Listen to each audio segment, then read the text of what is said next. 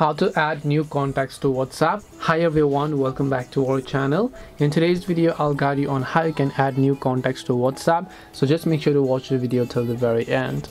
If you want to add new contacts to WhatsApp, just open up WhatsApp. Once you open up WhatsApp, you will see this type of interface. If you already have a contact, you can go ahead and simply message them right away. But if you want to go ahead and then basically add a new contact, just tap the chat icon from the bottom right corner of the screen.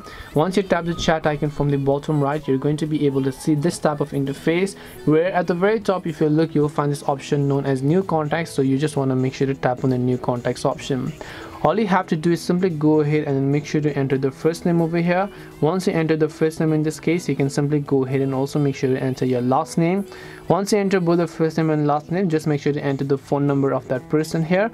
Once you make sure to enter the phone number of that person, tap on the save option, and then now you can simply go ahead and then actually basically message the specific person if they have WhatsApp. If they don't have WhatsApp, then you will not be able to message them.